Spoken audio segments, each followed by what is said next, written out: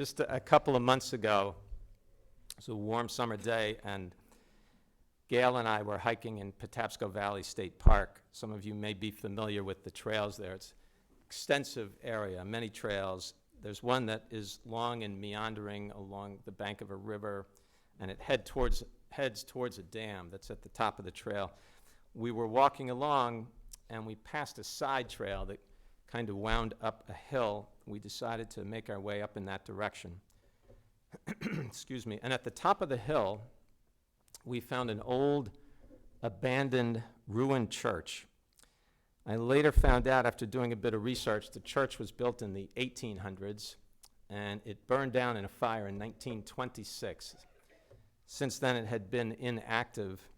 The roof was completely gone. Most of the walls also were destroyed, and it was overgrown underbrush and trees and shrubs and vines and weeds and grasses. You may imagine the scene. And if you're ever there and you make your way up to that church and you work your way around to the back, you'll find a small path that leads from the ruins of the church out into the woods. And we were feeling a little bit adventurous that warm summer afternoon, so we decided to follow that path as well. And before long, we were in the middle of a graveyard that belonged to the church that had not been used since 1926. Most of the tombstones were fallen down, lying on their sides or flat, but there were some that were still standing. And as I looked through the stones, there was a particular monument there that caught my attention. Its inscription read as follows: Line 1, Sally Green, wife of John Green. Line 2, died March 7th, 1917. Line 3, aged 55 years, 4 months, and 9 days. And line 4, may she rest in peace. And there was just something about that inscription coming across it, maybe in the middle of the woods, in the middle of our hike, and it just stuck with me, particularly the line that listed her age, 55 years, 4 months, and 9 days. And what I'd like to do with you this evening for a few minutes is to think about the very last of those 9 days. March 7th, 1917 was the very last day of Sally Green's life. And I wonder if she knew that that day, that 9th day, was her last day. The last day ever that she had to be with family, the last day ever that she had to talk with friends, the last time she would ever breathe the fresh air of a late winter day, or walk along a favorite path, or hug, or kiss, or hold a loved one. I wondered if she knew that. Did she realize that? Or if it just kind of snuck up on her. And if there in that were unfulfilled intentions and unrealized hopes and dreams and never achieved goals that she had plans she had intended to carry out, whether tomorrow or the next day or the following year, and then suddenly, before she knew it, she didn't have the chance.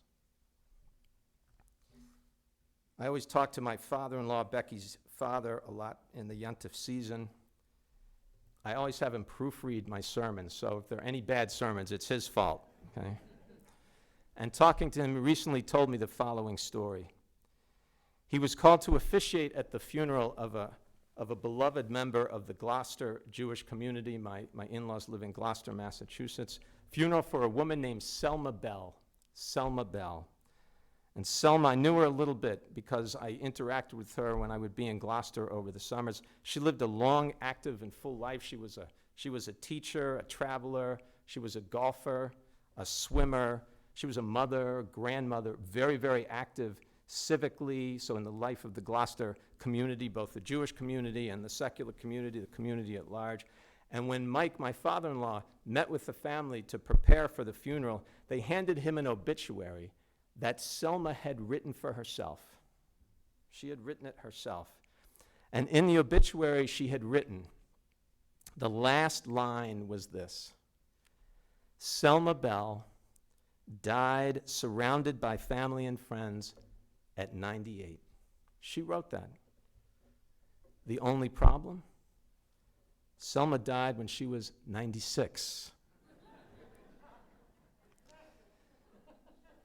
She was an optimist. But you know, she never had those last 2 years that evidently she thought she would have. We never do know when our time will come, right? I mean, you never know. And whenever it does, probably we will want more, even if we're 96 years old. Now, I want to say something. I don't want to be morbid on this Yom Kippur Eve. In fact, I hope the opposite. That's my intention, the opposite. That by considering the idea of death, and that by remembering there will be a last day in our lives, I mean, we all know that, it's only true, but by thinking about it, that we'll emerge from this sacred day feeling more alive than when we walked into the doors 45 minutes ago. That we'll emerge deciding to live more fully, wanting to know every day, yes, our time is limited, but what does that mean? How few opportunities might we have, but how will that change how we act when those opportunities come our way? To be more invested in every opportunity and in every moment of our lives, and at the same time more aware of our blessings. There's a Latin phrase, some of you might be familiar with it, Cantor King certainly would be familiar with it, memento mori, memento mori. It means remember your death. Comes from the Greek philosophers who recommend spending at least a little bit of every single day reflecting on the simple fact that this day might be our last.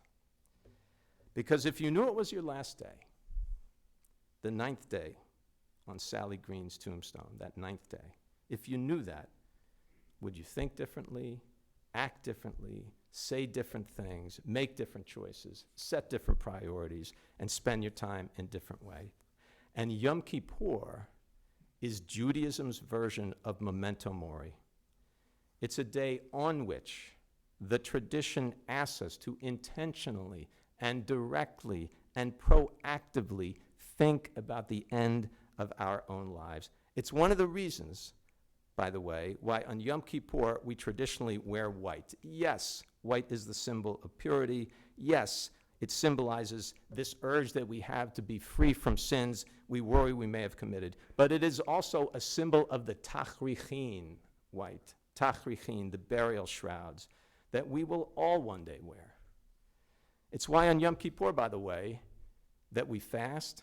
It's why on Yom Kippur it's traditional not to wear perfume or to bathe or to wear shoes, because someone who is dead doesn't need food, they don't need perfume, they don't need to eat. On this day, we are supposed to think how limited our time actually is. It is limited. And we are asked by our faith to imagine that Yom Kippur is our 9th day, the very last day of our lives. Many years ago, I heard a rabbi, many years ago, shortly after I came to town, I heard a rabbi tell the following story in a sermon. He said there was a member of his congregation who was a workaholic, and his member had a son who was a very talented basketball player, in fact, one of the best basketball players in the entire high school conference that he played in. But the father had never been to see his son play a game, right? And he'd say, oh, I'm so busy, I got this to do, I got that to do, I can't make it, I'll get to the next game, get to the next game. And his son's sophomore year goes by, father doesn't see a game. Son's junior year goes by, father doesn't see a game. Senior year, right? This is it. He's got to get to a game. And so finally, he sits down at dinner one night, Thursday night, he says to his son, I'm coming this weekend. What time's the game, and where is it taking place? And his son looked at him and said, Dad, the season's over. Season's over. You can't come. There's no more games. No more games. Yeah, it's a good story, right? Kind of like tugs at the heartstrings a little bit, maybe, I don't know. It's kind of classic sermon material, right? But, full confession, it's Yom Kippur.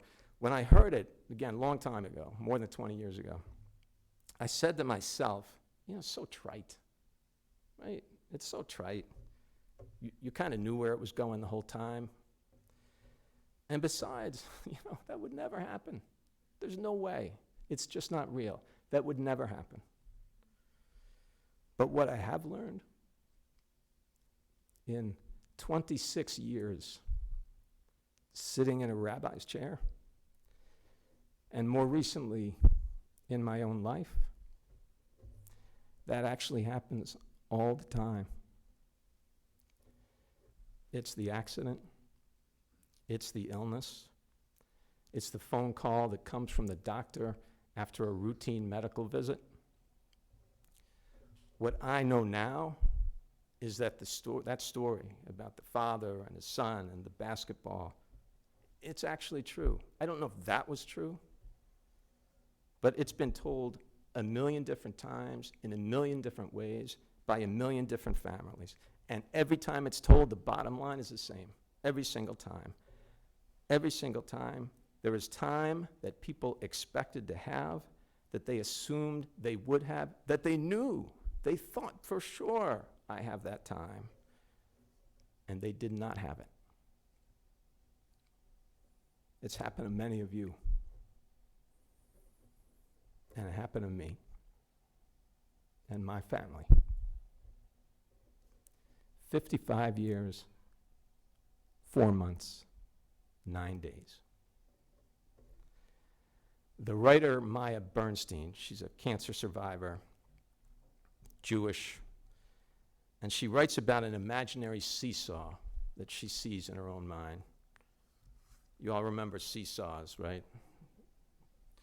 And on one side of the seesaw is what she calls short-term living.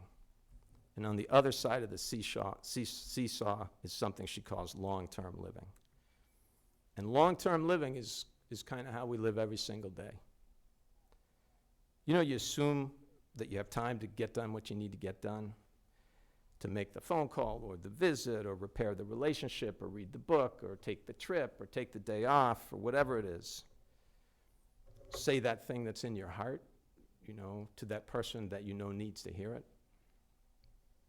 But because we think we have the time, that's the long-term thinking. We think we have the time, years, in our minds, like endless opportunities. If not tomorrow, next week. If not next week, next month. If not next month, next year. Endless opportunities. And then there's no urgency. And then what happens? Days go by, weeks go by, months go by, and you know what? Years go by too. And short-term living is the opposite. Here's how Maya Bernstein describes that short-term living and her mental shift after her cancer diagnosis. And she writes, I began to enjoy being with my children more, to delight in them. I reprioritized my work, stopped doing the work I didn't want to be doing. I took long walks. I ate ice cream, not to be underestimated, and sorry to mention on Yom Kippur. I reconnected with a handful of friends I've always loved and disconnected from most other social obligations. I restarted writing poetry, and I compiled a collection of poems. I played the piano in the evenings. I swam in ponds. After each swim, I was moved to tears with gratitude for the gift of the clouds above the water above my head. Now listen, I've been around long enough to know you can't live in short-term living mode all the time. It just doesn't work, right? Work wouldn't get done. Dishes wouldn't get washed. Bills wouldn't get paid. By the way, probably sermons wouldn't get written either, okay? But Yom Kippur suggests this. It suggests this to each and every one of us. The sense of beauty, the sense of priority, the sense we have of time and how it's spent, our understanding of our relationships, the way we see the blessings in our lives, all of those things, each and every one of them, not just on Yom Kippur, not only on Yom Kippur, but a little bit every day, should be seen through the lens of the last day of our lives. That's what the tradition suggests. That's what Yom Kippur is all about. Because then what would we do today or tomorrow? How would we act? Where would we go and with whom? Who would you be? Who would you be if you knew you didn't have much time? Yom Kippur asks us that question and then challenges us to actually be that person and to live in that spirit and do it day after day and year after year, and God willing for many years, for many, many years together into the future. Gemar Chatima Tova, we say this night. Gemar Chatima Tova. May we all be inscribed in the book of life for a Shana Tova, for a sweet year. Happy and healthy, folks. Happy and healthy.